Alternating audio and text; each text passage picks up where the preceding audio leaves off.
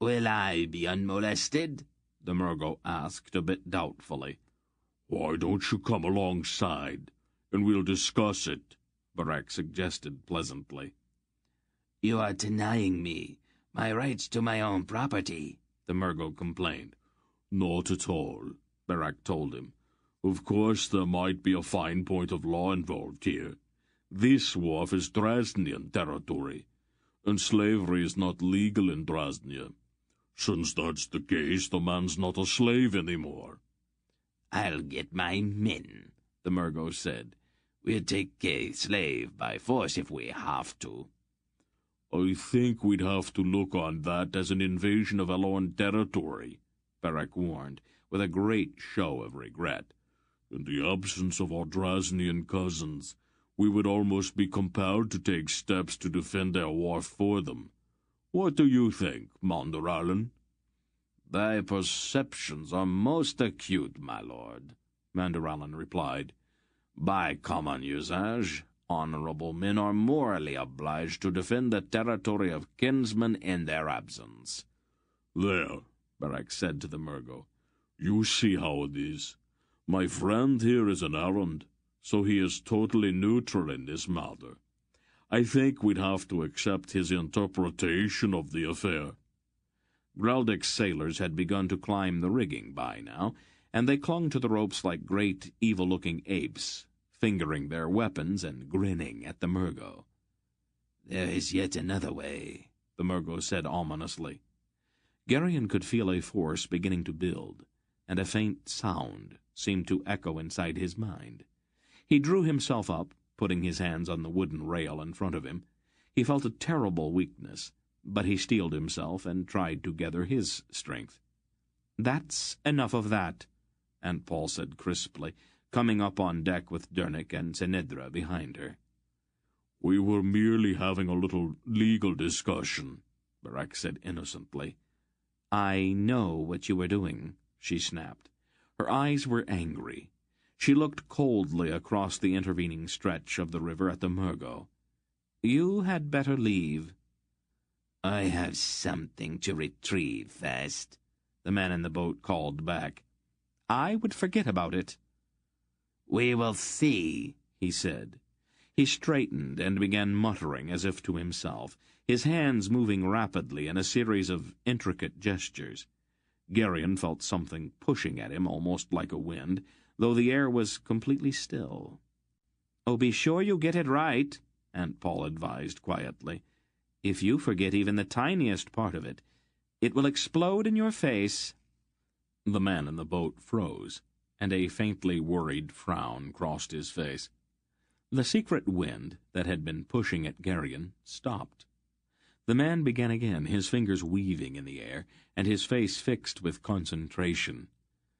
"You do it like this, Grollum," Aunt Paul said. She moved her hand slightly, and Geryon felt a sudden rush, as if the wind pushing at him had turned and begun to blow the other way.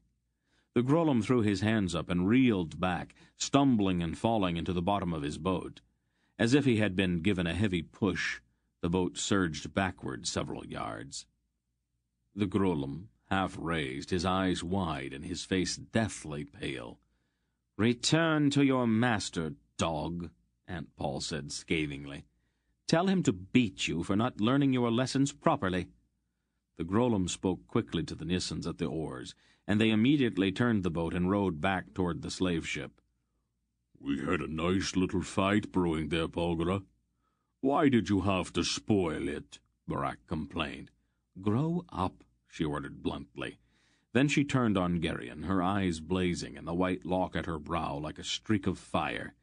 "You idiot! You refuse any kind of instruction, and then you burst out like a raging bull. Have you the slightest conception of what an uproar translocation causes? You have alerted every Grollum in Stithis to the fact that we are here."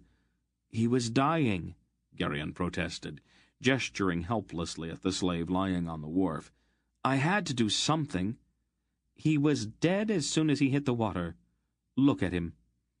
The slave had stiffened into an arched posture of mortal agony, his head twisted back and his mouth was agape. He was obviously dead. "What happened to him?" Garion asked, feeling suddenly sick. The leeches are poisonous. Their bites paralyze their victims so that they can feed on them undisturbed. The bites stopped his heart. You exposed us to the Grolums for the sake of a dead man. Well, he wasn't dead when I did it, Garion shouted at her. He was screaming for help. He was angrier than he had ever been in his life. He was beyond help. Her voice was cold, even brutal.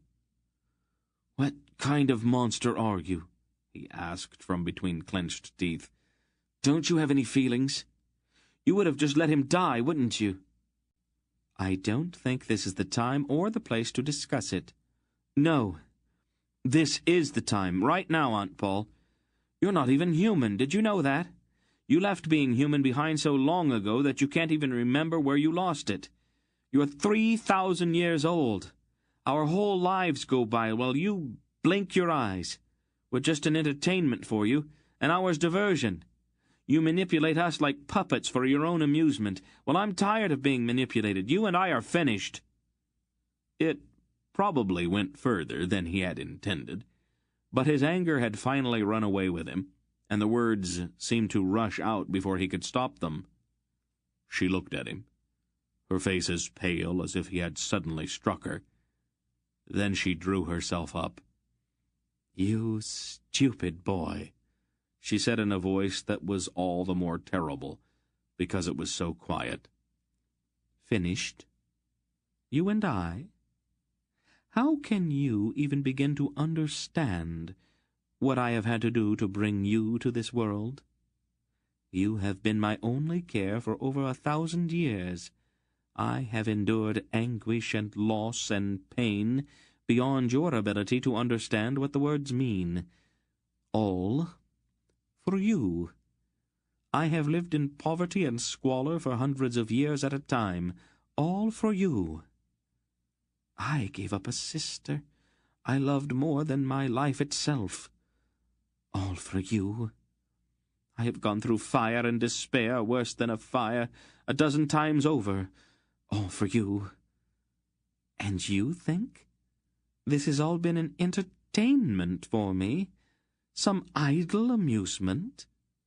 You think the kind of care that I have devoted to you for 1,000 years and more comes cheaply?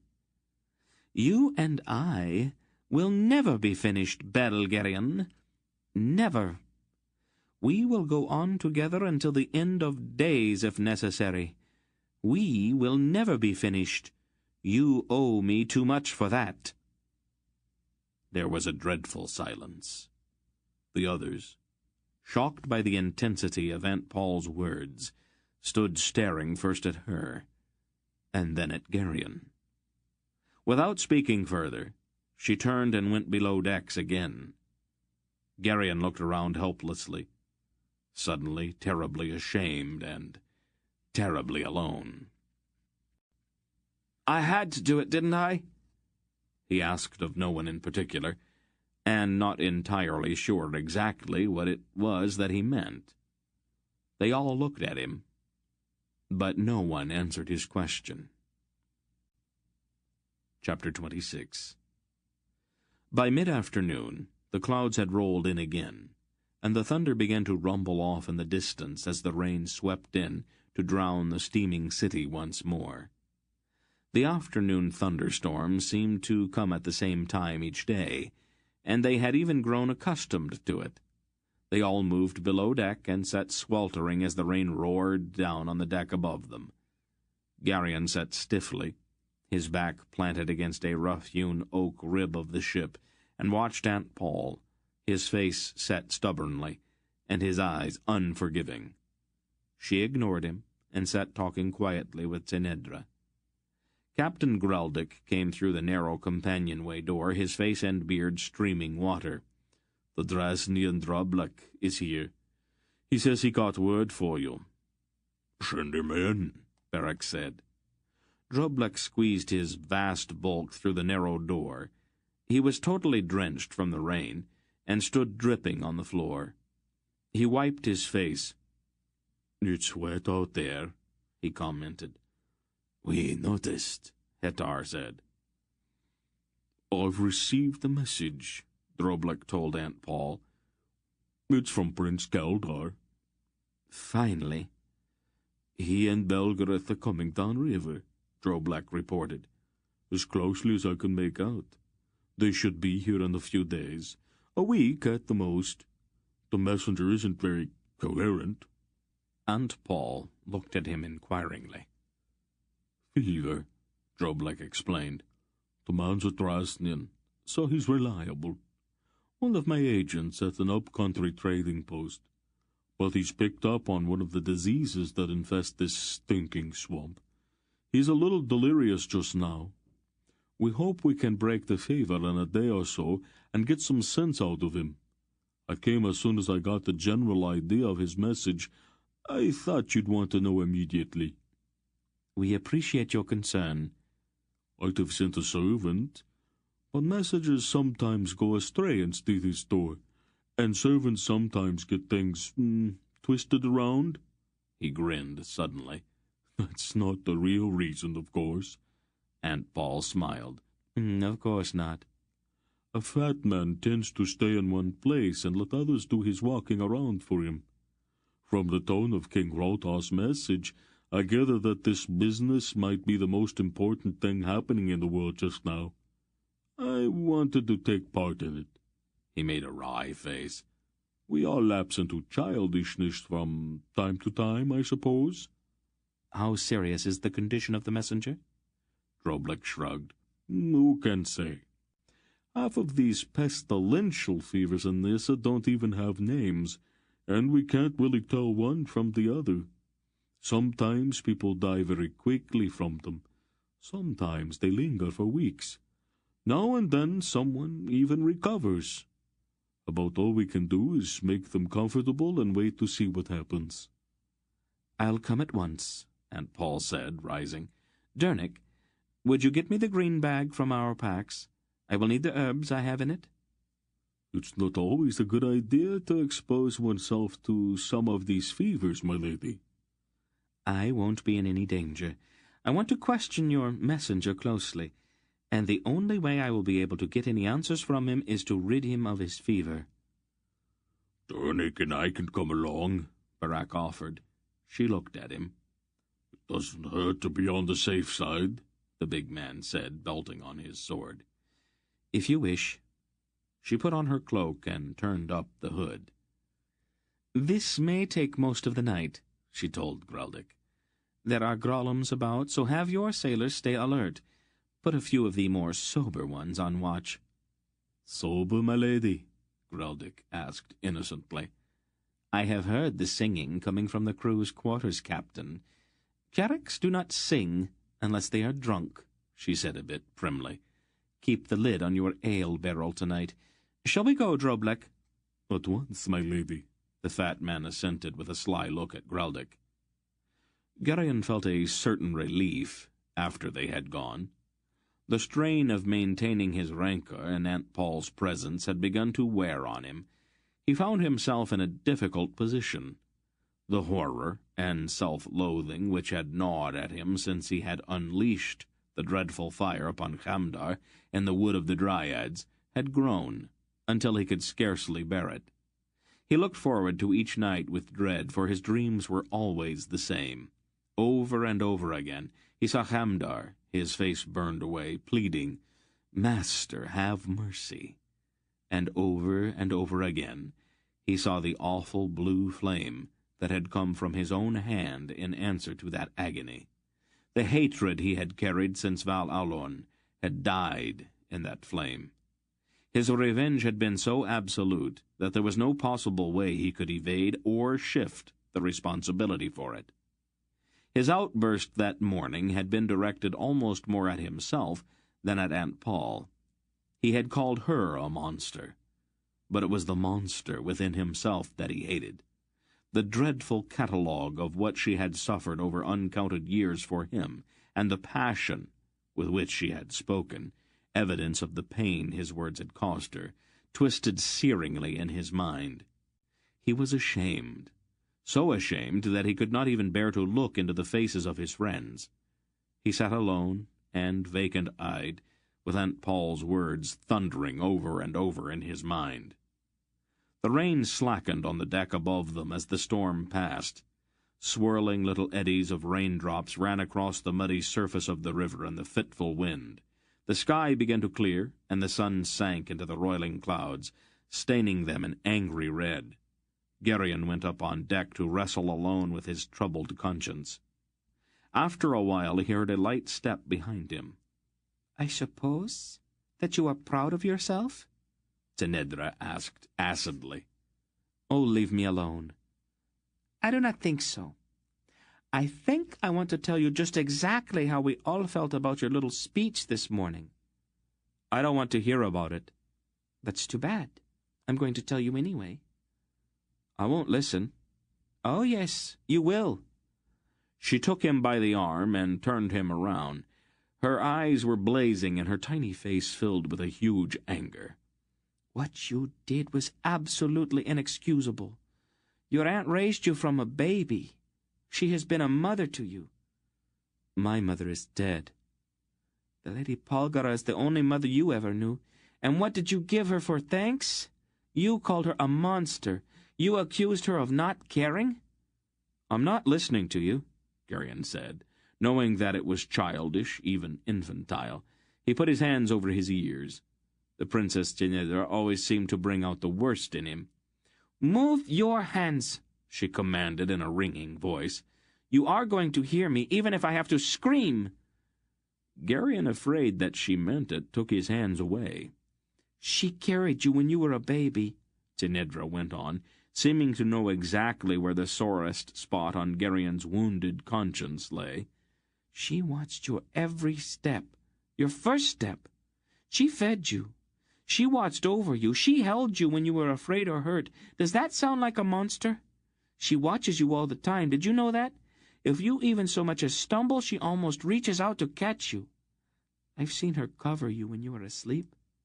Does that sound like someone who does not care?" "You're talking about something you don't understand. Please, just leave me alone." "Please," she repeated mockingly. "What a strange time for you to remember your manners. I didn't hear you saying please this morning. I didn't hear a single please. I didn't hear any thank you either. Do you know what you are, Geryon? You are a spoiled child, that's what you are." That did it. To have this pampered, willful little princess call him a spoiled child was more than Geryon could bear. Infuriated, he began to shout at her. Most of what he said was wildly incoherent, but the shouting made him feel better. They started with accusations, but the argument soon degenerated into name-calling. Tinedra was screeching like a Kamar fishwife, and Geryon's voice cracked and warbled between a manly baritone and a boyish tenor. They shook their fingers in each other's faces and shouted. Tinedra stamped her feet, and Geryon waved his arms. All in all, it was a splendid little fight. Geryon felt much better when it was over.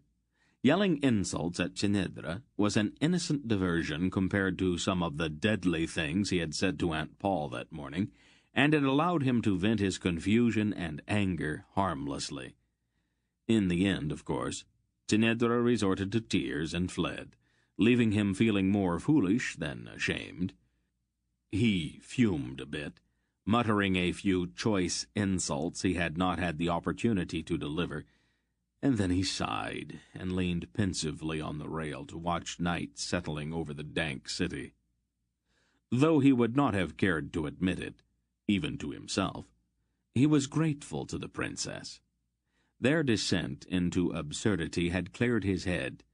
Quite clearly now he saw that he owed Aunt Paul an apology. He had lashed out at her out of his own sense of deep-seated guilt, trying somehow to shift the blame to her. Quite obviously there was no way to evade his own responsibility. Having accepted that, he seemed for some reason to feel better. It grew darker. The tropical night was heavy, and the smell of rotting vegetation and stagnant water rolled in and out of the trackless swamps. A vicious little insect crawled down inside his tunic and began to bite him somewhere between his shoulders where he could not reach it. There was absolutely no warning. No sound or lurch of the ship or any hint of danger. His arms were seized from behind, and a wet cloth was pressed firmly over his mouth and nose. He tried to struggle, but the hands holding him were very strong. He tried to twist his head to get his face clear enough to shout for help. The cloth smelled strange, cloying, sickeningly sweet, thick somehow. He began to feel dizzy, and his struggles grew weaker. He made one last effort before the dizziness overcame him, and he sank down into unconsciousness. Chapter 27. They were in a long hallway of some sort. Geryon could see the flagstone floor quite clearly. 3 men were carrying him face down, and his head bobbed and swung on his neck uncomfortably. His mouth was dry, and the thick, sweet smell that had impregnated the cloth they had crushed to his face lingered. He raised his head, trying to look around. "He's awake," the man holding one of his arms said. "Oh, finally," one of the others muttered. "You held the cloth to his face too long, Ethis." "I know what I'm doing," the first one said. "Put him down." "Can you stand?" Isis asked Geryon. His shaved head was stubbled, and he had a long scar running from his forehead to his chin, directly through the puckered vacancy of an empty eye socket. His belted robe was stained and spotted. "Get up," Isis ordered in a hissing kind of voice. He nudged Geryon with his foot. Geryon struggled to rise. His knees were shaky, and he put his hand on the wall to steady himself. The stones were damp and covered with a kind of mold. "Bring him," Isis told the others. They took Geryon's arms and half-dragged, half-carried him down the damp passageway behind the one-eyed man. When they came out of the corridor, they were in a vaulted area that seemed not so much like a room, but rather a large roofed place. Huge pillars, covered with carvings, supported the soaring ceiling, and small oil lamps hung on long chains from above, or sat on little stone shelves on the pillars. There was a confused sense of movement, as groups of men in varicolored robes drifted from place to place in a kind of languorous stupor. "You," Isis snapped at a plump young man with dreamy eyes. "Tell Tzadi, the chief eunuch, that we have the boy." "Tell him yourself," the young man said in a piping voice. "I don't take orders from your kind, Isis." Isis slapped the plump young man sharply across the face. "You hit me," the plump one wailed, putting his hand to his mouth. "You made my lip bleed, see?" He held out his hand to show the blood. "If you don't do what I tell you to do, I'll cut your fat throat," Isis told him in a flat voice. "I'm going to tell Tzadi what you did." "Go ahead, and as long as you're there, tell him that we've got the boy the Queen wanted." The plump young man scurried away. "Eunuchs," one of the men holding Geryon's arm spat. "They have their uses," the other said with a coarse laugh. "Bring the boy," Isis ordered. "Tzadi does not like to be kept waiting." They pulled Geryon across the lighted area. A group of wretched-looking men with unkempt hair and beards sat chained together on the floor. "Water," one of them croaked. "Please." He stretched out an imploring hand. Isis stopped to stare at the slave in amazement. "Why does this one still have its tongue?" he demanded of the guard who stood over the slaves. The guard shrugged. "We haven't had time to attend to that yet." "Take time," Isis told him. "If one of the priests hears it talk, he'll have you questioned. You wouldn't like that. I'm not afraid of the priests, the guard said, but he looked nervously over his shoulder. Be afraid, Isis advised him. And what are these animals? They're no good to anyone dead. He started to lead the men holding Geryon through a shadowy area between two pillars, then stopped again. Get out of my way, he said to something lying in the shadows. Grudgingly, the thing began to move. With revulsion, Geryon realized that it was a large snake. Get over there with the others, Isis told the snake. He pointed toward a dimly lighted corner where a large mass seemed to be undulating, moving with a kind of sluggish seething. Faintly, Geryon could hear the dry hiss of scales rubbing together. The snake, which had barred their way, flicked a nervous tongue at Isis, then slithered toward the dim corner. Someday you're going to get bitten, Isis, one of the men warned. They don't like being ordered around. Isis shrugged indifferently and moved on. Zadie wants to talk to you, the plump young eunuch said spitefully to Isis as they approached a large polished door. I told him that you hit me. Maas is with him. Good, Isis said.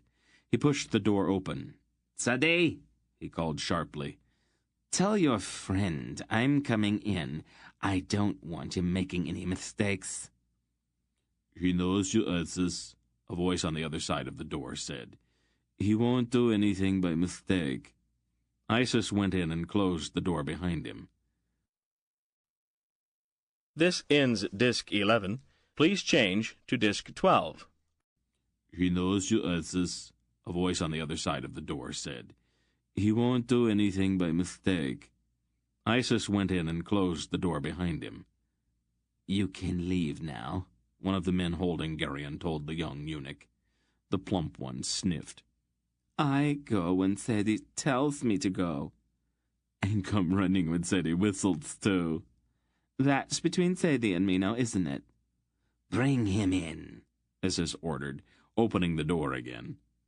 The two men pushed Geryon into the room. We'll wait out here, one of them said nervously. Isis laughed harshly, pushed the door shut with his foot, and pulled Geryon to the front of a table where a single oil lamp flickered with a tiny flame that barely held back the darkness. A thin man, with dead-looking eyes, sat at the table, lightly stroking his hairless head with the long fingers of one hand. "Can you speak, boy?" he asked Geryon. His voice had a strange contralto quality to it, and his silk robe was a solid crimson, rather than varicolored. "Could I have a drink of water?" Geryon asked. In a minute." I'll take my money now, Zadie, Isis said. "As soon as we're sure this is the right boy." Ask it what its name is, a hissing whisper said from the darkness behind Geryon. "I will, Mas." Zadie looked faintly annoyed at the suggestion. "I have done this before." You're taking too long, the whisper said. "Say your name, boy," Zadie told Geryon. "Dorun," Geryon lied quickly. "I'm really very thirsty." "Do you take me for a fool, Isis? Did you think just any boy would satisfy me?" This is the boy you told me to fetch, Isis said. I can't help it if your information was wrong. "You say your name is Dorun?"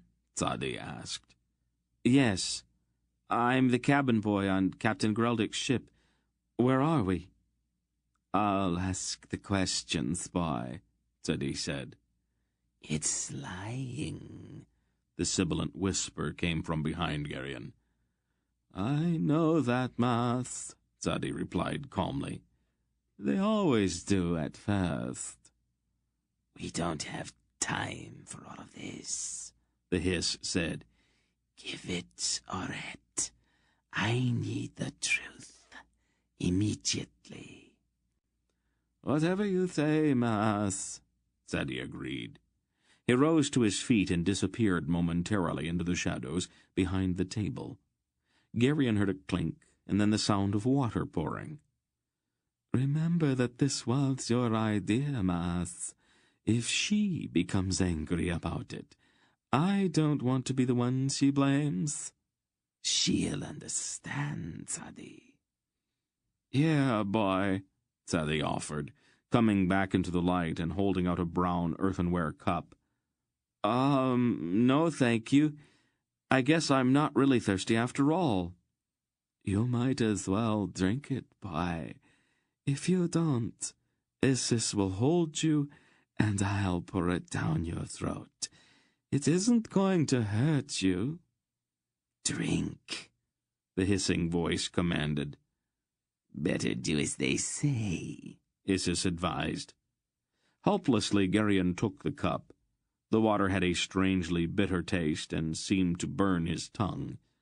Much better, Sadie said, resuming his seat behind the table. Now, you say your name is Darun. Yes. Where are you from, Darun? Sandaria. Where exactly in Sandaria? Near Dareen on the north coast. What are you doing on a Kerek ship? Captain Greldick's a friend of my father, Garion said. For some reason, he suddenly wanted to explain further. My father wanted me to learn about ships. He says that being a sailor is better than being a farmer. Captain Greldick agreed to teach me what I'd need to know to be a sailor.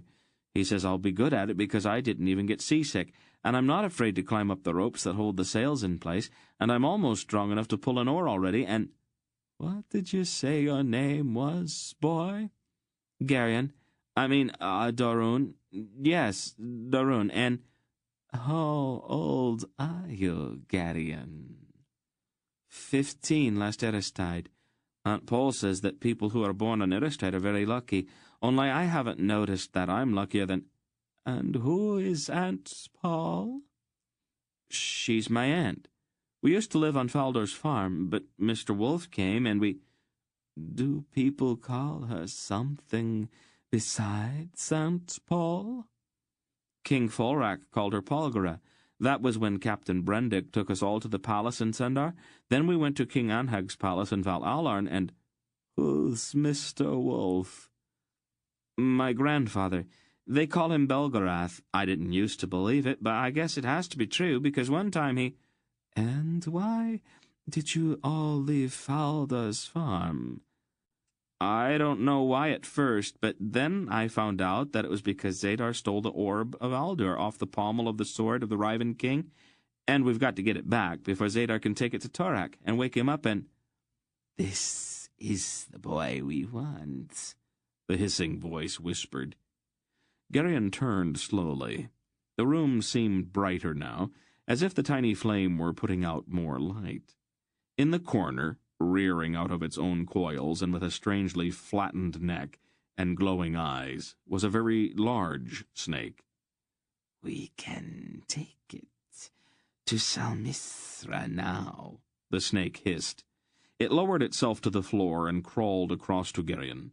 He felt its cold, dry nose touch his leg, and then, though a hidden part of his mind shrieked, he stood unresisting, as the scaly body slowly mounted his leg and coiled upward until the snake's head reared beside his face, and its flickering tongue touched it. Be very good, boy, the snake hissed in his ear. Very, very good. The reptile was heavy, and its coils thick and cold. This way, boy, Sadie told Garion, rising to his feet. I want my money, Isis demanded. Oh, Sadie said almost contemptuously. That. It's in the pouch there, on the table. And then he turned and led Garion from the room. Garion, the dry voice that had always been in his mind spoke quietly to him. I want you to listen carefully. Don't say anything or let anything show on your face. Just listen to me." Who are you?" Garion asked silently, struggling with the fog in his brain. "You know me," the dry voice told him. "Now, listen. They have given you something that makes you do what they want you to do. Don't fight against it. Just relax. Don't fight it." "But I said things I shouldn't have. That doesn't matter now. Just do as I say. If anything happens, and it starts to get dangerous, don't fight. I'll take care of it. But I can't do it if you're struggling. You have to relax, so that I can do what has to be done. If you suddenly find yourself doing things or saying things you don't understand, don't be afraid and don't try to fight. It won't be them. It will be me." Comforted by this silent reassurance, Garion walked obediently beside Sadi the eunuch, while the coils of the snake, Ma'as, lay heavily about his chest and shoulders, and the bluntly pointed reptilian head rested almost nuzzlingly against his cheek. They entered a large room where the walls were heavily draped and crystal oil lamps hung glittering on silver chains. An enormous stone statue, its upper third lost in the shadows high above, raised its mass titanically at one end of the room, and directly in front of the statue was a low stone platform, carpeted and strewn with cushions. Upon the platform stood a heavy divan that was not quite a chair and not quite a couch. There was a woman on the divan. Her hair was raven black, cascading in loose coils down her back and across her shoulders.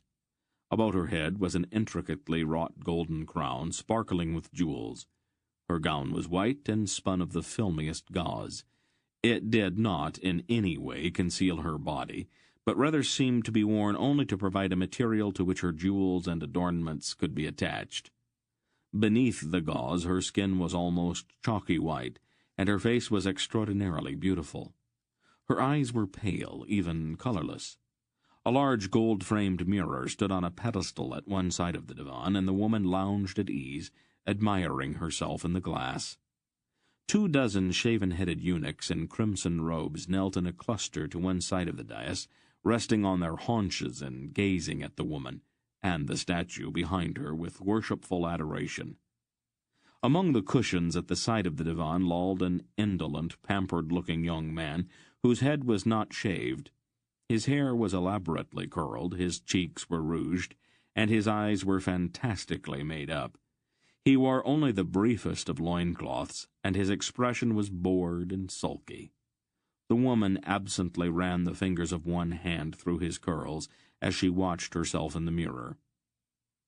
"The Queen has visitors," one of the kneeling eunuchs announced in a sing-song voice. "Ah," the others chanted in unison. "Visitors." "Hail, eternal Salmistra," Sadi the eunuch said, prostrating himself before the dais and the pale-eyed woman. "What is it, Sadi?" she demanded. Her voice was vibrant and had a strange, dark timbre. "The boy, my queen," Sadi announced, his face still pressed to the floor. "On your knees before the serpent queen," the snake hissed in Garion's ear. The coils tightened about Garion's body, and he fell to his knees in their sudden, crushing grip. "Come here, Ma'as," Salmisra said to the snake. "The queen summons the beloved serpent," the eunuch intoned. "Ah," said the others. The reptile uncoiled itself from about Garion's body and undulated up to the foot of the divan, reared half of its length above the reclining woman, and then lowered itself upon her body, its thick length curving, fitting itself to her. The blunt head reached up to her face, and she kissed it affectionately. The long forked tongue flickered over her face, and Ma'as began to whisper sibilantly in her ear. She lay in the embrace of the serpent, listening to its hissing voice, and looking at Garion with heavy-lidded eyes. Then, Pushing the reptile aside, the queen rose to her feet and stood over Geryon. "Welcome to the land of the snake people, Belgariad," she said in her purring voice. The name, which he had heard only from Aunt Paul before, sent a strange shock through Geryon, and he tried to shake the fog from his head. "Not yet," the dry voice in his mind warned him. Salmithra stepped down from the dais, her body moving with a sinuous grace beneath her transparent gown. She took one of Geryon's arms and drew him gently to his feet. Then she touched his face lingeringly. Her hand seemed very cold. "A pretty young man," she breathed, almost as if to herself. "So young, so warm." Her look seemed somehow hungry. A strange confusion seemed to fill Geryon's mind. The bitter drink Thadi had given him still lay on his consciousness like a blanket. Beneath it he felt at once afraid and yet strangely attracted to the queen. Her chalky skin and dead eyes were repellent, yet there was a kind of lush invitation about her, an overripe promise of unspeakable delights. Unconsciously, he took a step backward. "Don't be afraid, my Belgariad," she purred at him. "I won't hurt you. Not unless you want me to. Your duties here will be very pleasant, and I can teach you things that Polgara hasn't even dreamed of." "Come away from him, Salmithra," the young man on the dais ordered petulantly. "You know I don't like it when you pay attention to others." A flicker of annoyance showed on the queen's eyes. She turned and looked rather coldly at the young man. "What you like or don't like doesn't really concern me anymore, Essia." "What?" Essia cried incredulously. "Do as I say at once." "No, Essia." "I'll punish you," he threatened. "No," she said. "You won't. That sort of thing doesn't amuse me anymore, and all your pouting and tantrums have begun to grow boring. Leave now." "Leave?" Essia's eyes bulged in disbelief. "You're dismissed, Essia." "Dismissed? But you can't live without me. You said so yourself." "We all say things that we don't mean sometimes." The arrogance went out of the young man like water poured from a bucket. He swallowed hard and began to tremble. "When do you want me to come back?" he whined. "I don't, Essia."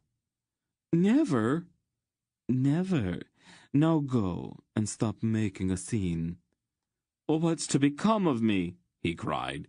He began to weep, the makeup around his eyes running in grotesque streaks down his face. "Don't be so tiresome, Essia. Pick up your belongings and leave, now. I have a new consort." She stepped back up on the dais. "The queen has a chosen consort," the eunuch intoned. "Ah," the others chanted. "Hail the consort of eternal Salmithra, most fortunate of men." The sobbing young man grabbed up a pink robe and an ornately carved jewel box. He stumbled down from the dais. "You did this," he accused Geryon. "It's all your fault." Suddenly, out of the folds of the robe draped over his arm, he pulled a small dagger. "I'll fix you," he screamed, raising the dagger to strike. There was no thought this time, no gathering of will. The surge of force came without warning, pushing Essia away, driving him back. He slashed futilely at the air with his little knife, then the surge was gone. Essia lunged forward again, his eyes insane and his dagger raised. The surge came again, stronger this time. The young man was spun away. He fell, and his dagger clattered across the floor. Salmithra, her eyes ablaze, pointed at the prostrate Essia and snapped her fingers twice. So fast that it seemed almost like an arrow loosed from a bow, A small green snake shot from beneath the divan, its mouth agape and its hiss a kind of snarl. It struck once, hitting Essia on the leg, then slithered quickly to one side and watched with dead eyes. Essia gasped and turned white with horror. He tried to rise, but his legs and arms suddenly sprawled out from under him on the polished stones. He gave one strangled cry, and then the convulsions began.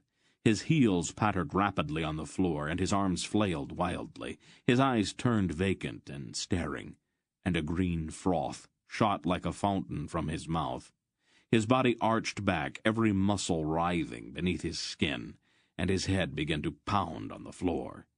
He gave one thrashing, convulsive leap, his entire body bounding up from the floor. When he came down, he was dead. Salmithra watched him die, her pale eyes expressionless, incurious, with no hint of anger or regret. "Justice is done," the eunuch announced. "Swift is the justice of the Queen of the Serpent People," the others replied. Chapter 28. There were other things they made him drink, some bitter, some sickeningly sweet, and his mind seemed to sink deeper with each cup he raised to his lips. His eyes began to play strange tricks on him. It seemed somehow that the world had suddenly been drowned, and that all of this was taking place under water. The walls wavered, and the figures of the kneeling eunuchs seemed to sway and undulate like seaweed in the endless wash and eddy of tide and current. The lamps sparkled like jewels, casting out brilliant colors in slow-falling showers. Garion slumped, all bemused, on the dais near Salmithra's divan, her eyes filled with light and his head washed clean of all thought. There was no sense of time, no desire, no will. He briefly and rather vaguely remembered his friends, but the knowledge that he would never see them again brought only a brief passing regret, a temporary melancholy that was rather pleasant. He even shed one crystal tear over his loss, but the tear landed on his wrist and sparkled with such an unearthly beauty that he lost himself utterly in contemplating it. "How did he do it?" the Queen's voice said somewhere behind him. Her voice was so beautifully musical that the sound of it pierced Garion's very soul. "It has power," Maas replied, his serpent voice thrilling Garion's nerves, vibrating them like the strings of a lute. "Its power is untried, undirected, but it is very strong. Beware of this one, beloved Salmithra. It can destroy quite by accident."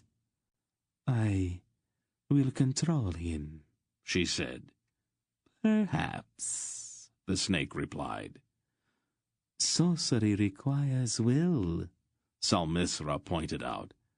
"I will take his away from him.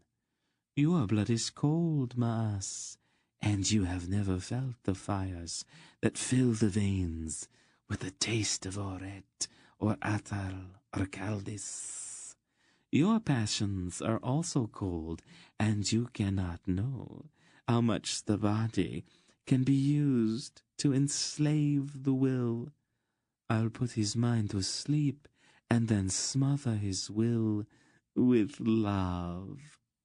"Love, Salmithra?" the snake asked, sounding faintly amused. "The term serves us well as any other," she replied. "Call it appetite if you wish." "That I can understand," Maas agreed. "but don't underestimate this one, or overestimate your own power. It does not have an ordinary mind. There's something strange about it that I cannot quite penetrate." "We shall see," she said. "Sadi," she called the eunuch. "Yes, my queen." Take the boy. Have him bathed and perfumed. He smells of boats and tar and salt water. I do not like such alien smells. At once, eternal Salmistra. Geryon was led away to a place where there was warm water. His clothes were taken from him, and he was immersed and soaped and immersed again. Fragrant oils were rubbed into his skin, and a brief loincloth was tied about his waist. Then he was taken quite firmly by the chin, and rouge was applied to his cheeks. It was during this process that he realized that the person painting his face was a woman. Slowly, almost incuriously, he let his eyes move around the bath chamber. He realized then that except for Tzadi, everyone there was female. It seemed that something about that should bother him, something having to do with appearing naked in the presence of women, but he could not exactly remember what it was.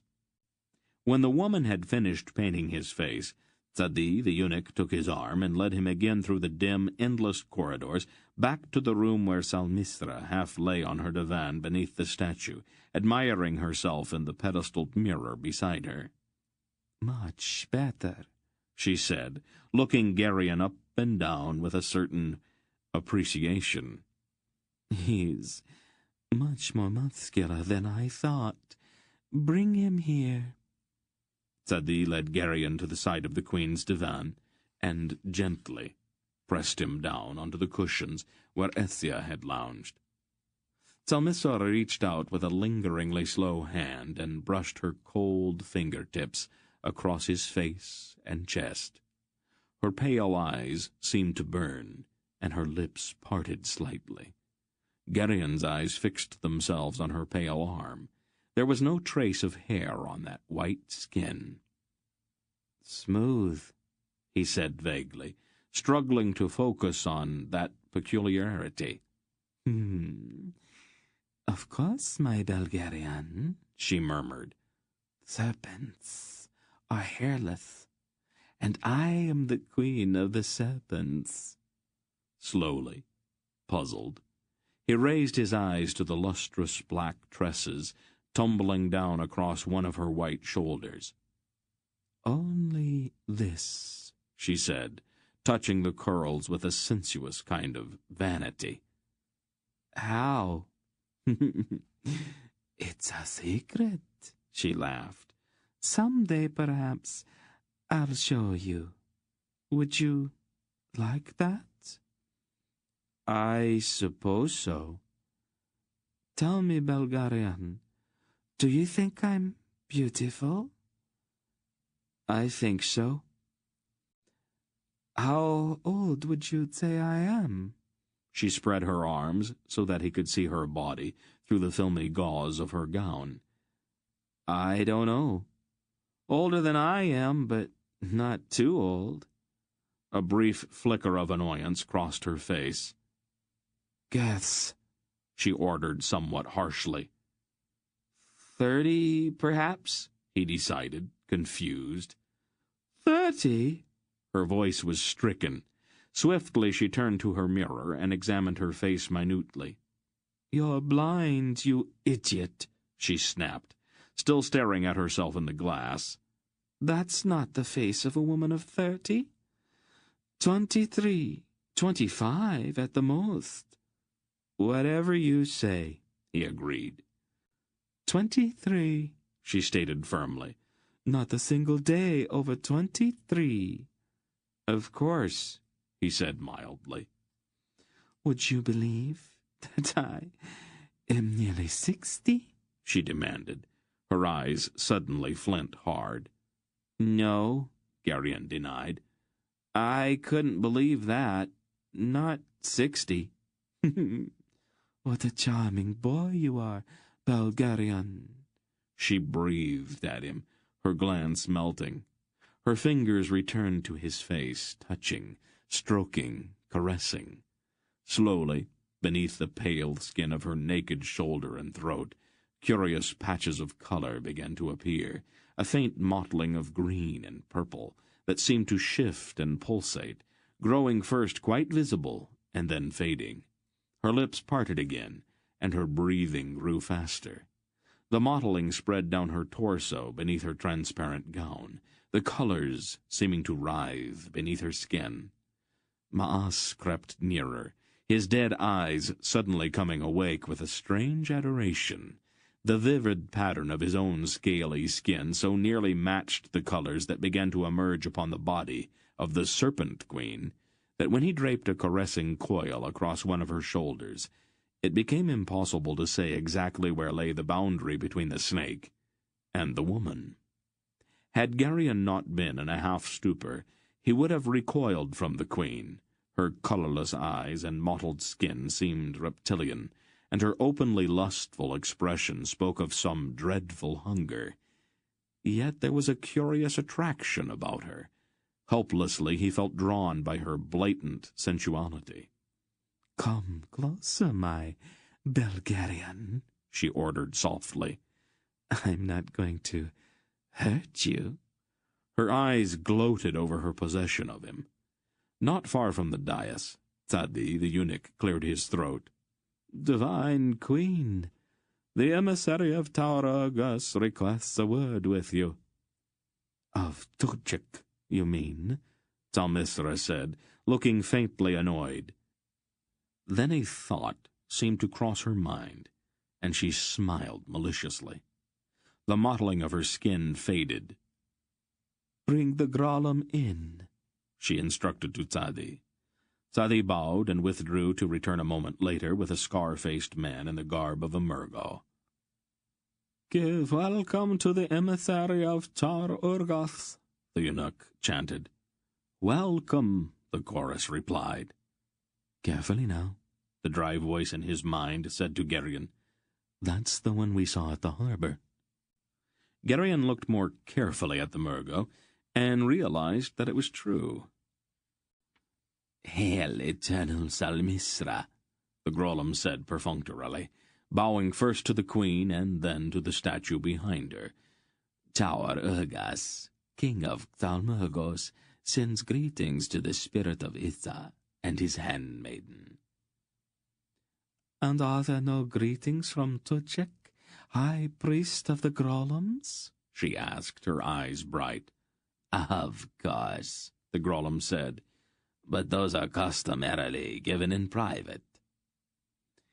"Is your errand here on behalf of Tar Urgas or of Tuchik?" she inquired, turning to examine her reflection in the mirror. "May we speak in private, Your Majesty?" the Grolem asked. "We are in private." "But—" he looked around at the kneeling eunuchs in the room. "My body servants, and the Isen Queen is never left alone. You should know that by now." "And that one?" The Grolem pointed at Geryon. "He is also a servant, but of a slightly different kind." The Grolem shrugged. "Whatever you wish. I salute you in the name of Tuchik, high priest of the Grolems and disciple of Tarak." "The handmaiden of Issa salutes Tuchik of Raktol," she responded formally. "What does the Grolem high priest want of me?" "The boy, Your Majesty." "Which boy is that?" "The boy you stole from Palgra, who now sits at your feet." She laughed scornfully. "Convey my regrets to Tuchik, but that would be impossible." "It is unwise to deny the wishes of Tuchik," the Grolem warned. "It's even more unwise to make demands of Salmisra in her own palace. What is Tuchik prepared to offer for this boy?" "His eternal friendship." "What need has this serpent queen of friends?" "Gold, then," the Grolem offered with annoyance. "I know the secret of the red gold of Angarak. I do not wish to become a slave to it. Keep your gold, Grolem." "Might I say that the game you play is very dangerous, your majesty. You have already made Belgariad your enemy. Can you afford the enmity of Tuchik as well? I am not afraid of Belgariad, nor of Tuchik, she answered him. The queen's bravery is remarkable. This is beginning to get tiresome. My terms are very simple. Tell Tuchik that I have Torak's enemy, and I will keep him, unless... She paused. Unless what, your highness? If Tuchik will speak to Torak for me, an agreement might be reached. What sort of agreement? I will give the boy to Torak as a wedding gift. The Grolem blinked. If Torak will make me his bride and give me immortality, I will deliver Belgariad up to him. All the world knows that the dragon god of Engarak is bound in slumber, the Grolem objected. But he will not sleep forever, Salmisra said flatly. The priests of Engarak and the sorcerers of Aloria always seem to forget. Come with me, the voice in Gerion's mind said. I need your help. Gerion put his hands under him and started to push himself up. No, this way. A strange image of separation rose in Gerion's mind.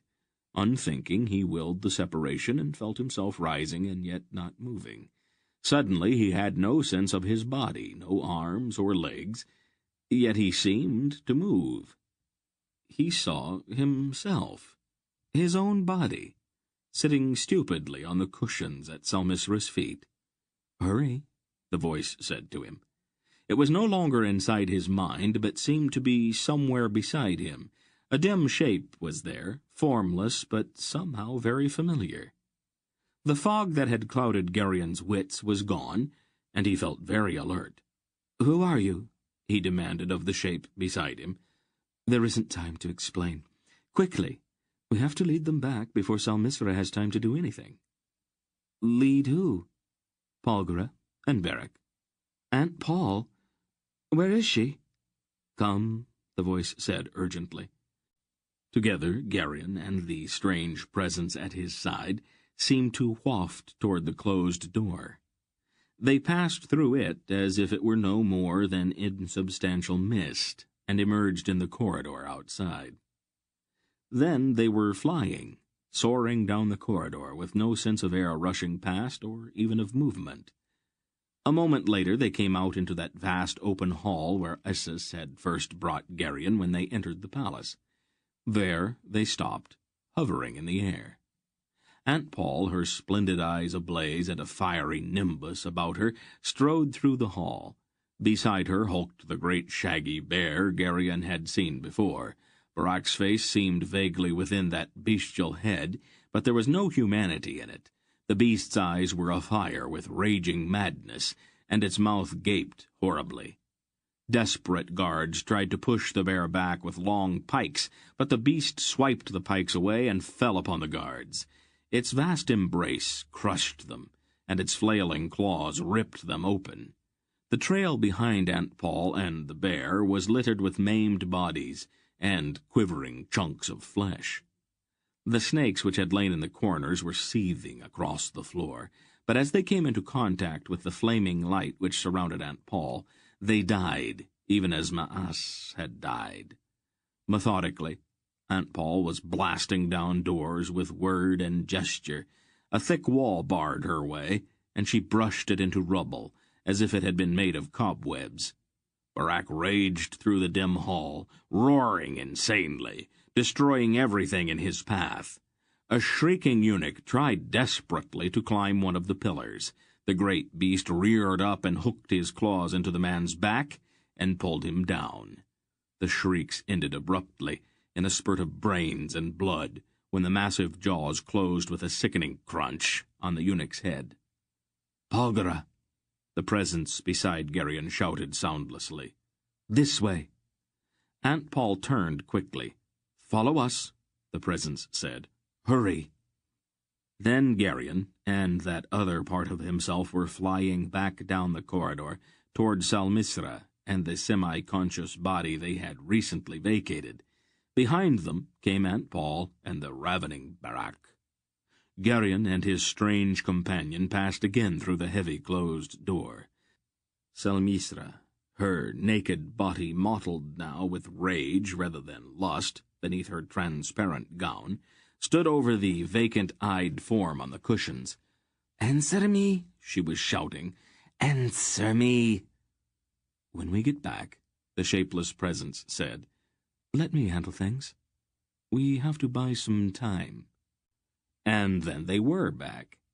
Geryon felt his body shudder briefly, and he was looking out through his own eyes again.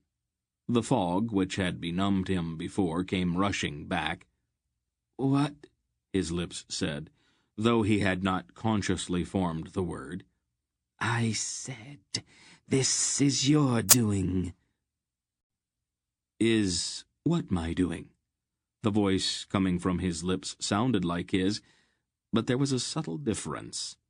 "All of it. The darkness, the attack on my palace." "I don't think so. How could I? I'm only a boy." "Don't lie to me, Belgariad. I know who you are. I know what you are. It has to be you. Belgarath himself could not blot out the sun. I warn you, Belgariad. What you have drunk today is death. Even now the poison in your veins is killing you." "Why did you do that to me?" "To keep you. You must have more, or you will die. You must drink what only I can give you, and you must drink every day of your life. You are mine, Belgariad, mine." Despairing shrieks came from just outside the door. The Serpent Queen looked up, startled, then she turned to the huge statue behind her, bowed down in a strange ceremonial way, and began to weave her hands through the air in a series of intricate gestures. She started to pronounce an involved formula in a language Geryon had never heard before, a language filled with guttural hissings and strange cadences. The heavy door exploded inward, blasted into splinters, and Aunt Paul stood in the shattered doorway, her white lock ablaze, and her eyes dreadful.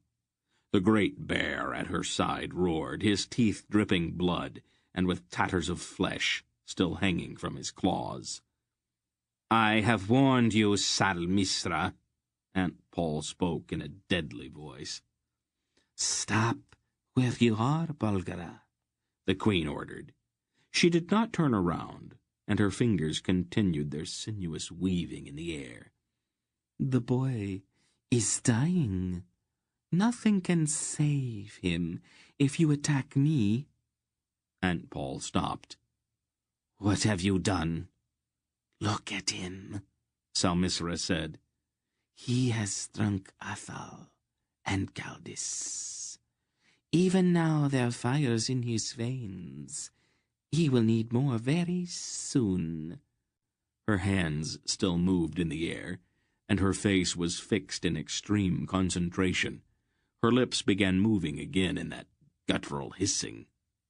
"Is it true?" Aunt Paul's voice echoed in Geryon's mind. "It seems to be," the dry voice replied. "They made him drink things, and he seems different now." Aunt Paul's eyes widened. "Who are you?" "I've always been here, Belgara. Didn't you know that?" "Did Geryon know?" "He knows that I'm here. He doesn't know what it means." "We can talk about that later," she decided. "Watch very closely. This is what you have to do." A confused blur of images welled up in Geryon's mind. "Do you understand?" "Of course. I'll show him how." "Can't you do it?" "No, Belgara. The power is his," the dry voice said, "not mine. Don't worry. He and I understand each other." Geryon felt strangely alone as the two voices spoke together in his mind. "Geryon," the dry voice spoke quietly, "I want you to think about your blood." "My blood?" "Mm-hmm. We're going to change it for a moment." "Why?" "To burn away the poison they gave you. Now concentrate on your blood." Geryon did. "You want it to be like this." An image of yellow came into Geryon's mind. "Do you understand?" "Yes." "Do it then. Now." Geryon put his fingertips to his chest and willed his blood to change. He suddenly felt as if he were on fire. His heart began to pound, and a heavy sweat burst out all over his body. "A moment longer," the voice said. Geryon was dying. His altered blood seared through his veins, and he began to tremble violently. His heart hammered in his chest like a tripping sledge. His eyes went dark, and he began to topple slowly forward. "Now," the voice demanded sharply, "change it back." Then it was over. Geryon's heart stuttered and then faltered back to its normal pace. He was exhausted, but the fog in his brain was gone. "It's done, Polgara," the other Geryon said. "You can do what needs doing now." Aunt Paul had watched anxiously, but now her face became dreadfully stern. She walked across the polished floor toward the dais. "Salmisra, turn and look at me." The Queen's hands were raised above her head now, and the hissing words tumbled from her lips, rising finally to a hoarse shout. Then, far above them, in the shadows near the ceiling, the eyes of the huge statue opened and began to glow a deep emerald fire. A polished jewel on Salmisra's crown began also to burn with the same glow. The statue moved. The sound it made was a kind of ponderous creaking, deafeningly loud. The solid rock from which the huge shape had been hewn bent and flexed as the statue took a step forward, and then another. "Why did you summon me?" An enormous voice demanded through stiff, stony lips. The voice reverberated hollowly up from the massive chest. "Defend thine hand, maiden, great Issa," Salmisra cried, turning to look triumphantly at Aunt Paul. "This evil sorceress hath invaded thy domain to slay me. Her wicked power is so great that none may withstand her. I am thy promised bride, and I place myself under thy protection." "Who is this who defiles my temple?" the statue demanded in a vast roar. "Who dares to raise her hand against my chosen and beloved?" The emerald eyes flashed in dreadful wrath. Aunt Paul stood alone in the center of the polished floor, with the vast statue looming above her. Her face was unafraid. "You go too far, Salmisra. This is forbidden." The Serpent Queen laughed scornfully. "Forbidden? What does your forbidding mean to me? Flee now, or face the wrath of divine Issa. Contend, if you will, with a god." "If I must," Aunt Paul said. She straightened then and spoke in a single word. The roaring in Geryon's mind at that word was overwhelming. Then, suddenly, she began to grow. Foot by foot, she towered up, rising like a tree, expanding, growing gigantic before Geryon's stunned eyes. Within a moment, she faced the great stone god as an equal. "Polgara," the god's voice sounded puzzled. "Why have you done this?" "I come in fulfillment of the prophecy, Lord Issa," she said. "Thy handmaiden hath betrayed thee and thy brothers." "It cannot be so. She is my chosen one. Her face is the face of my beloved." "The face is the same." Aunt Paul said. But this is not the Salmisra, beloved of Isa. 100 Salmisras have served thee in this temple since thy beloved died. Died? The god said incredulously. She lies, Salmisra shrieked. I am thy beloved, O my lord. Let not her lies turn thee from me. Kill her. The prophecy approaches its day, Aunt Paul said. The boy, at Salmisra's feet, is its fruit. He must be returned to me, or the prophecy will fail. Is the day of the prophecy come so soon? The god asked. It is not soon, Lord Isa. It is late. Thy slumber hath encompassed eons. Lies! All lies! Salmisra cried desperately, clinging to the ankle of the huge stone god. I must test the truth of this, the god said slowly. I have slept long and deeply, and now the world comes upon me unaware. Destroy her, O my lord, Salmisra demanded. Her lies are an abomination, a desecration of thy holy presence. I will find the truth, Salmisra, Isa said. Geryon felt a brief, enormous touch upon his mind. Something had brushed him, something so vast that his imagination shuddered back from its immensity. Then the touch moved on. Ah! The sigh came from the floor. The dead snake Maas stirred. Ah! Let me sleep, it hissed. In but a moment, Isa said. What was your name? I was called Maas. I was counselor and companion to eternal Salmisra. Send me back, Lord. I cannot bear to live again. Is this my beloved Salmisra? Her successor, Maas sighed.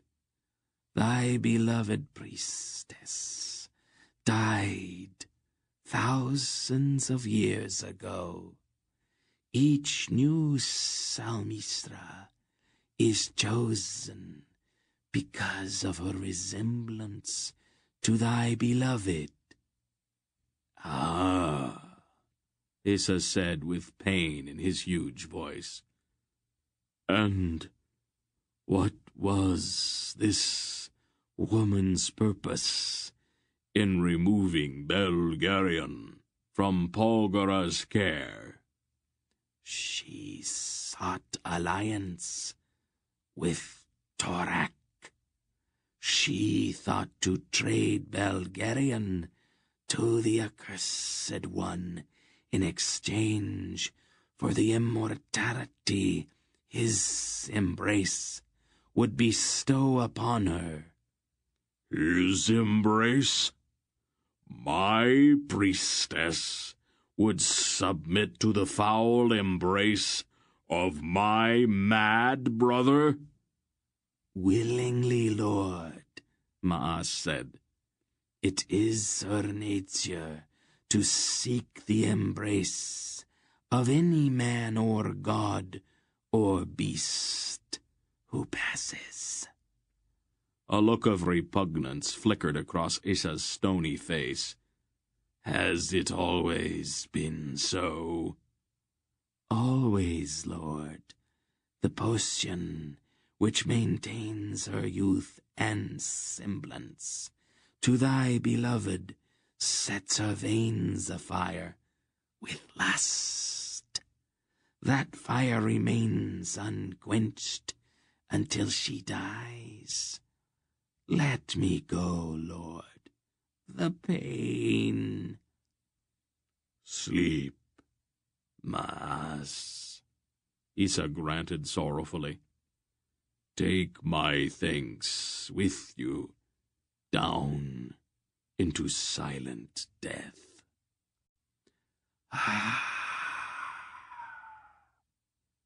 Mas sighed and sank down again.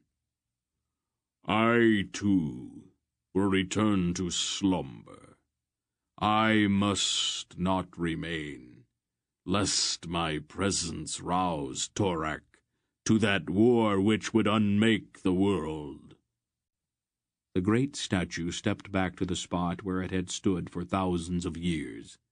The deafening creak and groan of flexing rock again filled the huge chamber. Deal with this woman as it pleases thee, Belgariad, the stone god said.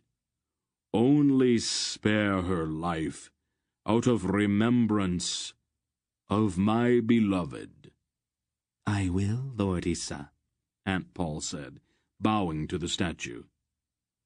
And carry my love to my brother Aldur, the hollow voice said, fading away, even as it spoke. Sleep, Lord, Aunt Paul said. May thy slumber wash away thy grief. No, Salmisra wailed, but the green fire had already died in the statue's eyes, and the jewel on her crown flickered, then went dark. It is time, Salmisra, Aunt Paul, vast and terrible, announced. Don't kill me, Belgariad, the queen begged, falling to her knees. Please, don't kill me. I am not going to kill you, Salmisra, Aunt Paul told her.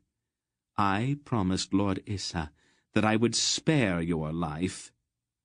I didn't make any such promise, Barak said from the doorway. Geryon looked sharply at his huge friend, dwarfed now by Aunt Paul's immensity.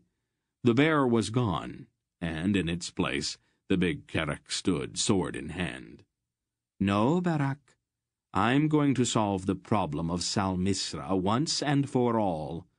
Aunt Paul turned back to the groveling queen. You will live, Salmisra.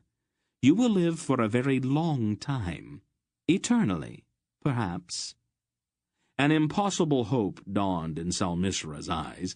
Slowly she rose to her feet and looked up at the huge figure rising above her. Eternally, Belgariad? But I must change you, Aunt Paul answered. The poison you have drunk to keep you young and beautiful is slowly killing you. Even now its traces are beginning to show on your face. The queen's hands flew to her cheeks, and she turned quickly to look into her mirror. You are decaying, Salmisra. Soon you will be ugly and old. The lust which fills you will burn itself out, and you will die. Your blood is too warm. That's the whole problem. But how? Salmisra faltered. A little change, Aunt Paul assured her. Just a small one, and you will live forever. Geryon could feel the force of her will gathering itself. I will make you eternal, Salmisra. She raised her hand and spoke a single word. The terrible force of the word shook Geryon like a leaf in the wind. At first, nothing seemed to happen. Salmisra stood fixed with her pale nakedness gleaming through her gown. Then, the strange mottling grew more pronounced, and her thighs pressed tightly together. Her face began to shift, to grow more pointed. Her lips disappeared as her mouth spread, and its corners slid up into a fixed reptilian grin. Geryon watched in horror, unable to take his eyes off of the queen. Her gown slid away as her shoulders disappeared, and her arms adhered to her sides. Her body began to elongate, and her legs, grown completely together now, began to loop into coils. Her lustrous hair disappeared, and the last vestiges of humanity faded from her face. Her golden crown, however, remained firmly upon her head. Her tongue flickered as she sank down into the mass of her loops and coils. The hood upon her neck spread as she looked with flat, dead eyes at Aunt Paul, who had somehow, during the Queen's transformation, resumed her normal size. "Ascend your throne, Salmisra," Aunt Paul said. The Queen's head remained immobile, but her coils looped and mounted the cushioned divan, and the sounds of coil against coil was a dry, dusty rasp. Aunt Paul turned to Sadi, the eunuch. "Behold, the handmaiden of Issa, the queen of the snake people, whose dominion shall endure until the end of days, for she is immortal now, and will reign in Nyassa forever." Sadi's face was ghastly pale, and his eyes bulged wildly. He swallowed hard and nodded. "I'll leave you with your queen, then. I'd prefer to go peacefully, but one way or another, the boy and I are leaving." "I'll send word ahead," Sadi agreed quickly. "No one will try to bar your way?" "Wise decision," Barak said dryly. "All hail the serpent queen of Nyassa," one of the crimson-robed eunuchs pronounced in a shaking voice, sinking to his knees before the dais. "Praise her," the others responded ritualistically, also kneeling. "Her glory is revealed to us. Worship her. Her glory is revealed to us. Worship her." Garion glanced back once as he followed Aunt Paul toward the shattered door. Salmisra lay upon her throne, with her mottled coils redundantly piled, and her hooded head turned toward the mirror. The golden crown sat atop her head, and her flat, serpent eyes regarded her reflection in the glass. There was no expression on her reptile face, so it was impossible to know what she was thinking. Chapter 30. The corridors and vaulted halls of the palace were empty, as Aunt Paul led them from the throne room where the eunuchs knelt, chanting their praises to the Serpent Queen. Sword in hand, Barak stalked grimly through the awful carnage that marked the trail he had left when he had entered. The big man's face was pale, and he frequently averted his eyes from some of the more savagely mutilated corpses that littered their way. When they emerged, they found the streets of Stithistor darker than night, and filled with hysterical crowds wailing in terror. Barak, with a torch he had taken from the palace wall in one hand, and his huge sword in the other, led them into the street. Even in their panic, the Nyssans made way for him. "What is this, Bagara?" he growled over his shoulder, waving the torch slightly, as if to brush the darkness away. "Is it some kind of sorcery?" "No, it is not sorcery." Tiny flecks of gray were falling through the torchlight. "Snow?" Barak asked incredulously. "No. Ashes." "What is burning?" "A mountain. Let's go back to the ship as quickly as we can. There is more danger from this crowd than from any of this." She threw her light cloak about Garion's shoulders and pointed down a street where a few torches bobbed here and there. "Let's go that way." The ash began to fall more heavily. It was almost like dirty gray flour, sifting down through the sodden air, and there was a dreadful sulphurous stink to it. By the time they reached the wharves, the absolute darkness had begun to pale. The ash continued to drift down, seeping into the cracks between the cobblestones and gathering in little windrows along the edges of the buildings. Though it was growing lighter, the falling ash, like fog, blotted out everything more than 10 feet away.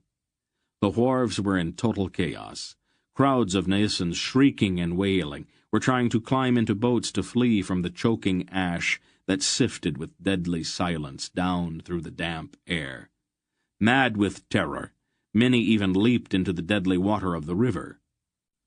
"We're not going to be able to get through that mob, Belgara. Stay here a moment." He sheathed his sword, jumped up and caught the edge of a low roof.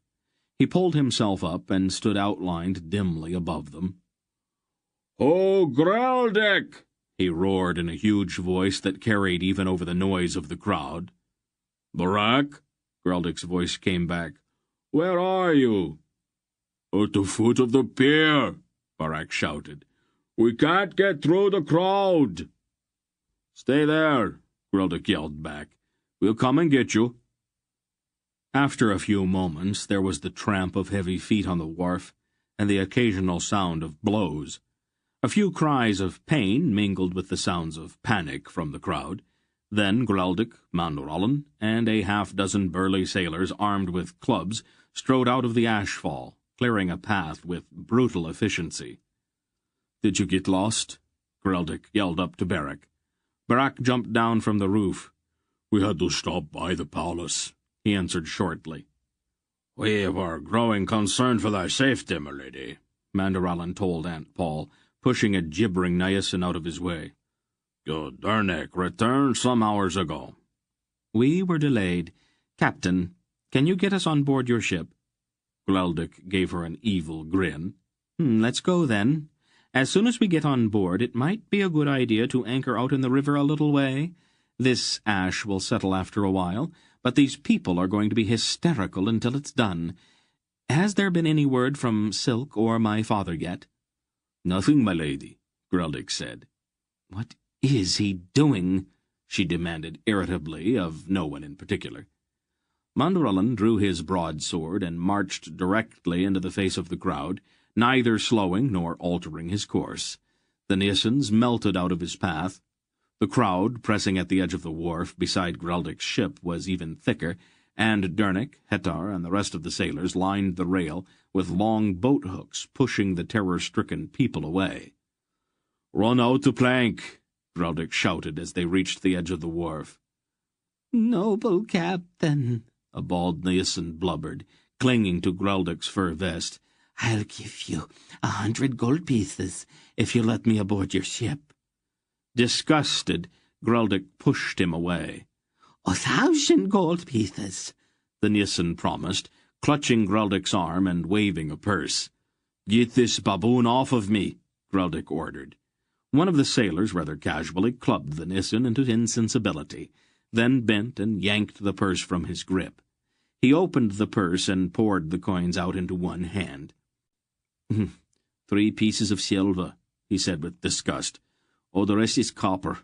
He turned back and kicked the unconscious man in the stomach. They crossed to the ship, one by one, while Barak and Mandorollen held the crowd back with the threat of massive violence. "Cut the hawsers," Graldic shouted to his men when they were all aboard. The sailors chopped the thick hawsers loose to a great cry of dismay from the Nyasins crowding the edge of the wharf. The sluggish current pulled the ship slowly away, and wails and despairing moans followed them as they drifted. "Geryon," Aunt Paul said, "why don't you go below and put on some decent clothes, and wash that disgusting rouge off your face? Then come back up here. I want to talk to you." Geryon had forgotten how scantily he was dressed, and he flushed slightly and went quickly below decks. It had grown noticeably lighter when he came back up, dressed again in tunic and hose, but the grey ash still sifted down through the motionless air, making the world around them hazy and coating everything with a heavy layer of fine grit. They had drifted some distance out into the river, and Graldic's sailors had dropped the anchor. The ship swung slowly in the sluggish current. "Over here, Geryon," Aunt Paul called. She was standing near the prow, looking out into the dusty haze. Geryon went to her a little hesitantly, the memory of what had happened at the palace still strong in his mind. "Sit down, dear. There's something I have to talk to you about."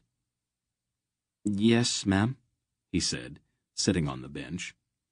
"Geryon," she turned to look at him, "did anything happen while you were in Salmisra's palace?" "What do you mean?"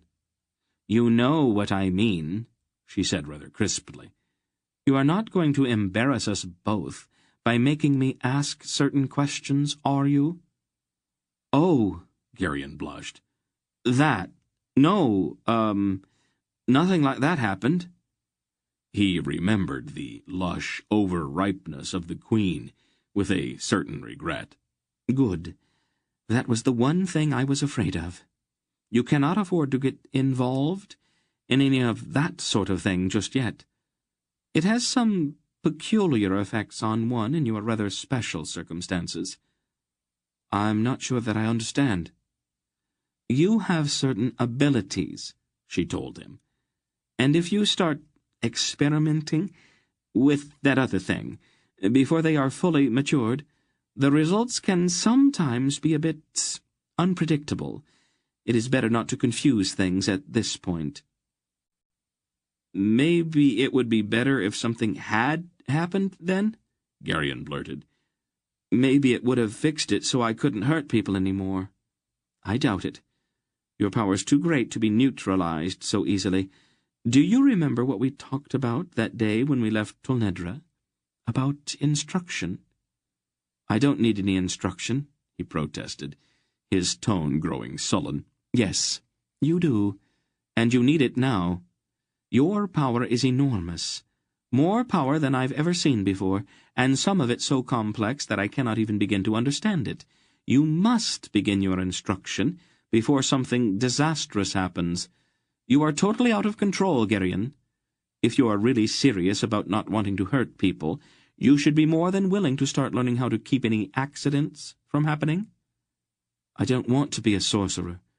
All I want to do is to get rid of it. Can't you help me do that?" She shook her head. "No, and I wouldn't, even if I could. You cannot renounce it, my Geryon. It is part of you." "Then I'm going to be a monster?" Geryon demanded bitterly. "I'm going to go around burning people alive or turning them into toads or snakes? And maybe after a while I'll get so used to it that it won't even bother me anymore. I'll live forever like you and Grandfather. But I won't be human anymore. Aunt Paul, I think I'd rather be dead." "Can't you reason with him?" Her voice inside his head spoke directly to that other awareness. "Not at the moment, Belgariad," the dry voice replied. "He's too busy wallowing in self-pity. He must learn to control the power he has." "I'll keep him out of mischief," the voice promised. "I don't think there's much else we can do until Belgariad gets back. He's going through a moral crisis, and we cannot really tamper with him until he works out his own solutions to it." "I don't like to see him suffering this way." "You are too tender-hearted, Belgariad. He's a sturdy boy, and a bit of suffering won't damage him." "Will the two of you stop treating me as if I'm not even here?"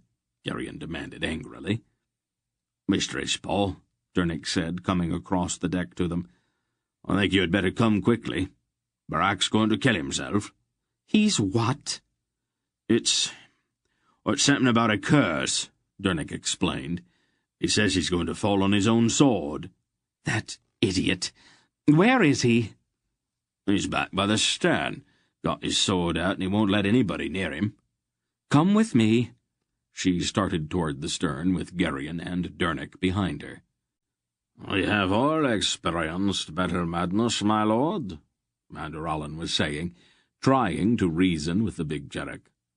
"It is not a thing of which to be proud, but neither is it a cause for such bleak despair." Barak did not answer, but stood at the very stern of the ship, his eyes blank with horror, and his huge sword weaving in a slow, menacing arc, holding everyone at bay. Aunt Paul walked through the crowd of sailors and directly up to him. "Don't try to stop me, Belgariad." She reached out quite calmly and touched the point of his sword with one finger. "It is a little dull," she said thoughtfully. "Why don't we have Dernick sharpen it? That way it will slip more smoothly between your ribs when you fall on it." Barak looked a bit startled. "Have you made all of the necessary arrangements?" What arrangements? For the disposal of your body.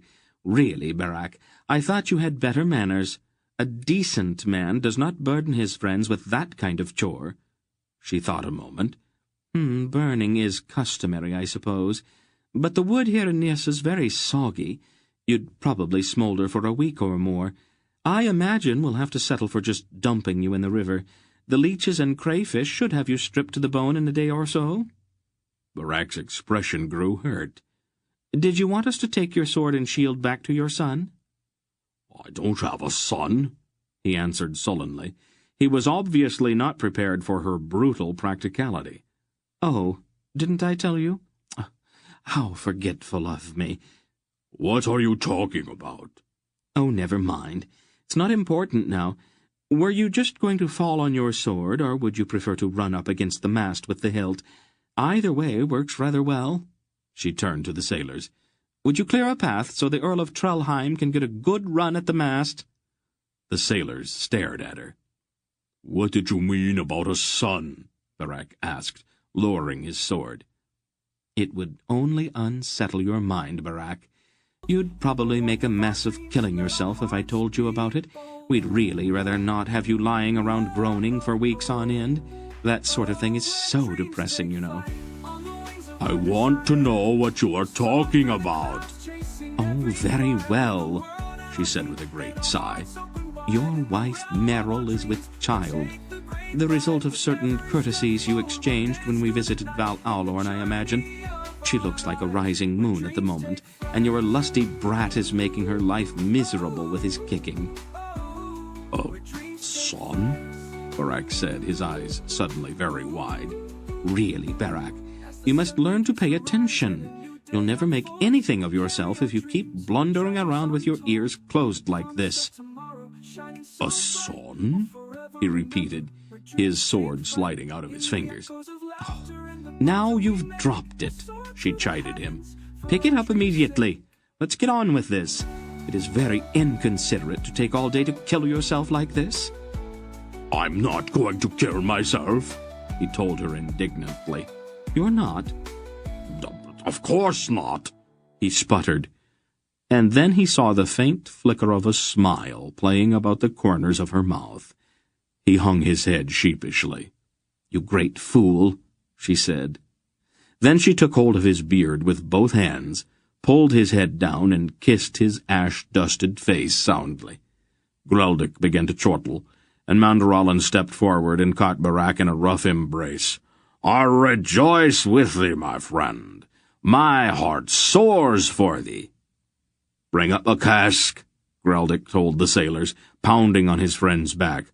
We'll salute Trelheim's heir with the bright brown ale of timeless Cherek. I expect this will get rowdy now, Aunt Paul said quietly to Geryon. Come with me.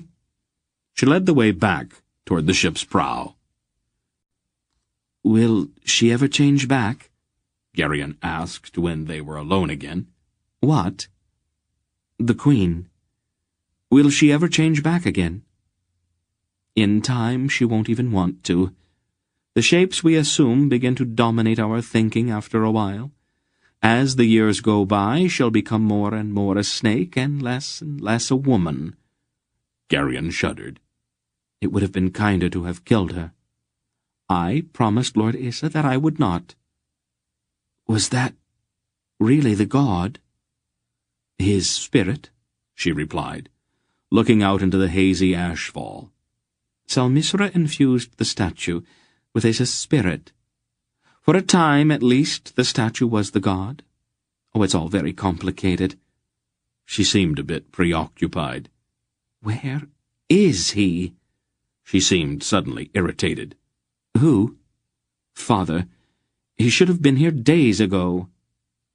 They stood together, looking out at the muddy river. Finally, she turned from the railing and brushed at the shoulders of her cloak with distaste. The ash puffed from under her fingers in tiny clouds. I'm going below, she told him, making a face. It is just too dirty up here. I thought you wanted to talk to me. I don't think you're ready to listen.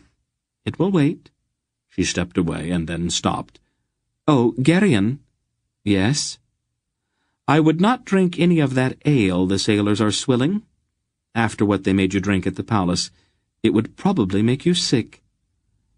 Oh, he agreed, a trifle regretfully. All right. It is up to you, of course, but I thought you ought to know. Then she turned again and went to the hatch and disappeared down the stairs. Gerion's emotions were turbulent. The entire day had been vastly eventful, and his mind was filled with a welter of confusing images. "Be quiet," the voice in his mind said. "What?" "I'm trying to hear something. Listen." "Listen to what?" "There. Can't you hear it?" Faintly, as if from a very long way off, Gerion seemed to hear a muffled thudding. "What is it?" The voice did not answer, but the amulet about his neck began to throb in time with the distant thudding. Behind him he heard a rush of tiny feet. "Gerion!" He turned just in time to be caught in Tinedra's embrace. "I was so worried about you. Where did you go?" "Some men came on board and grabbed me," he said, trying to untangle himself from her arms. "They took me to the palace." "Oh, how awful. Did you meet the Queen?" Gerion nodded, and then shuddered, remembering the hooded snake lying on the divan looking at itself in the mirror. "What is wrong?" the girl asked. "A lot of things happened. Some of them weren't very pleasant." Somewhere at the back of his awareness the thudding continued. "Do you mean they tortured you?" Tinedra asked, her eyes growing very wide. "No, nothing like that." "Well, what happened? Tell me." He knew that she would not leave him alone until he did, so he described what had happened as best as he could. The throbbing sound seemed to grow louder while he talked, and his right palm began to tingle. He rubbed at it absently.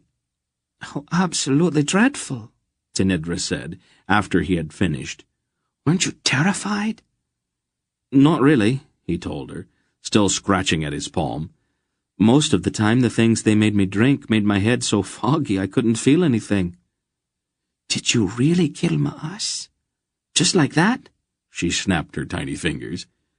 "Well, it wasn't exactly just like that," he tried to explain. "There was a little more to it." "I knew you were a sorcerer. I told you that you were that day at the pool, you remember?" "I don't want to be. I didn't ask to be." "I did not ask to be a princess either." "But that's not the same thing. Being a king or a princess is what one is. Being a sorcerer has to do with what one does." "I really don't see that much difference," she objected stubbornly. "I can make things happen. Awful things, usually." "So?" she said maddeningly. "I can make awful things happen, too. Or at least I could back in Tolhanath. One word from me could have sent a servant to the whipping post, or to the headsman's block. I didn't do it, of course, but I could have. Power is power, Gerion. The results are the same. You don't have to hurt people if you don't want to." "It just happens sometimes. It's not that I want to do it." The throbbing had become a nagging thing, almost like a dull headache. "Well, then you have to learn to control it. And now you sound like Aunt Paul." "She is trying to help you. She keeps trying to get you to do what you're going to have to do eventually anyway. How many more people are you going to have to burn up before you finally accept what she says?" "You didn't have to say that."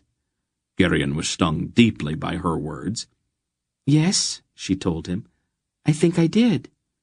You are lucky I'm not your aunt. I wouldn't put up with your foolishness the way Lady Belgariad does." "But you don't understand," Gerion muttered sullenly. "I understand much better than you think, Gerion. You know what your problem is? You don't want to grow up. You want to keep on being a boy forever. You can't, though. Nobody can. No matter how much power you have. Whether you are an emperor or a sorcerer, you cannot stop the years from going by. I realized that a long time ago, but then I'm probably much smarter than you are." Then, without any word of explanation, she raised up on her toes and kissed him lightly full on the lips. Geryon blushed and lowered his head in embarrassment. Tell me, Tinedra said, toying with the sleeve of his tunic. Was Queen Salmishra as beautiful as they say? She was the most beautiful woman I've ever seen in my life, Geryon answered without thinking. The princess caught her breath sharply. I hate you, she cried from between clenched teeth. Then she turned and ran sobbing in search of Aunt Paul. Geryon stared after her in perplexity. He turned then to stare moodily out at the river and the drifting ash. The tingling in his palm was becoming intolerable, and he scratched at it, digging it with his fingernails. You'll just make it sore, the voice in his mind said. It itches. I can't stand it. Stop being a baby.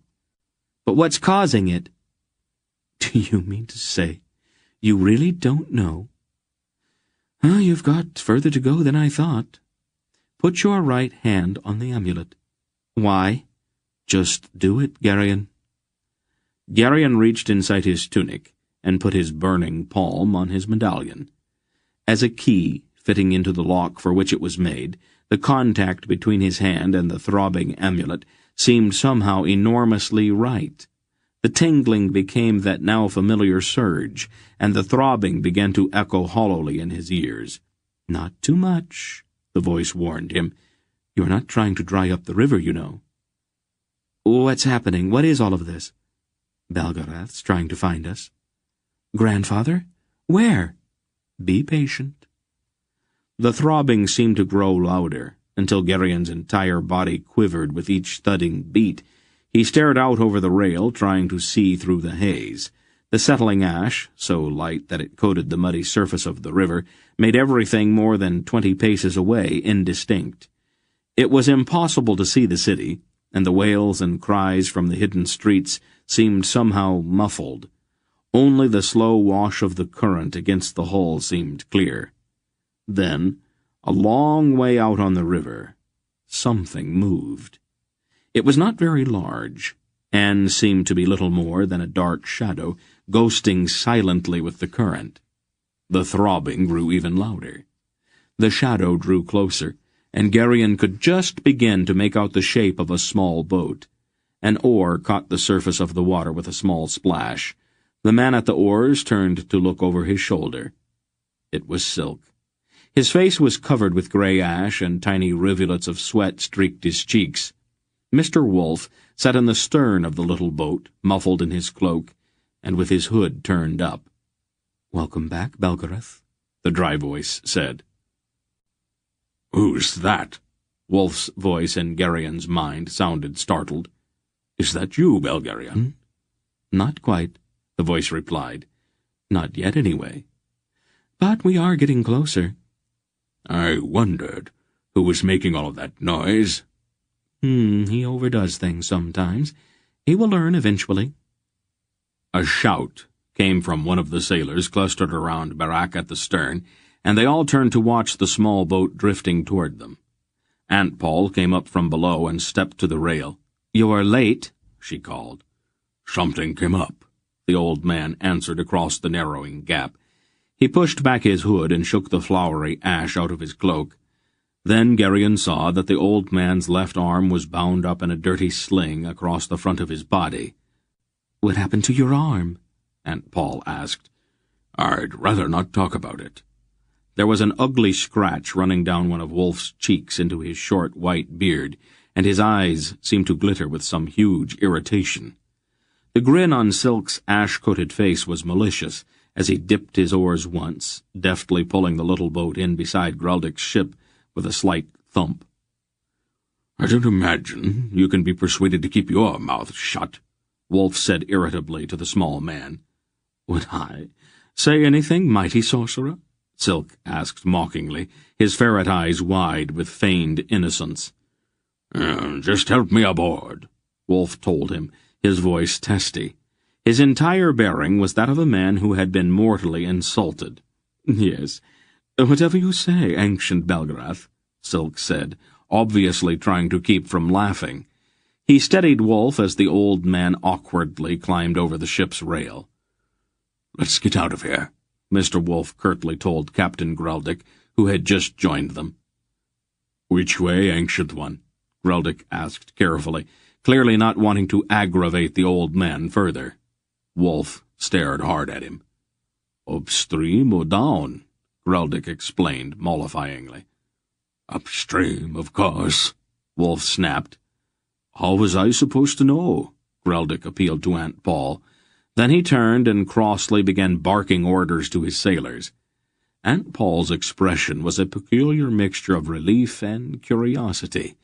"I'm sure your story's going to be absolutely fascinating, Father," she said, as the sailors began raising the heavy anchors. "I simply can't wait to hear it." I can do without the sarcasm, Paul. I've had a very bad day. Try not to make it any worse. That last was finally too much for Silk. The little man, in the act of climbing across the rail, suddenly collapsed in a helpless glee. He tumbled forward to the deck, howling with laughter. Mr. Wolf glared at his laughing companion with a profoundly affronted expression as Greldick's sailors ran out their oars and began turning the ship in the sluggish current. "What happened to your arm, Father?" Aunt Paul's gaze was penetrating, and her tone said quite clearly that she did not intend to be put off any longer. I broke it, Wolf told her flatly. "How did you manage that?" It was just a stupid accident, Paul. Those things happen sometimes. "Let me see it." In a minute. He scowled at Silk, who was still laughing. Will you stop that? Go tell the sailors where we are going. "And where are we going, Father?" Aunt Paul asked him. "Did you find Zidar's trail?" He crossed into Trolmurgos. Tukchik was waiting for him. "And the orb?" Tukchik's got it now. "Are we going to be able to cut him off before he gets to Rakstol with it?" I doubt it. Anyway, we have to go to the Vale first. "The Vale, Father? But you're not making any sense." Our master has summoned us, Paul. He wants us at the Vale, so that's where we are going. "What about the orb?" Truchik's got it. And I know where to find Truchik. He's not going anyplace. For right now, we're going to the Vale.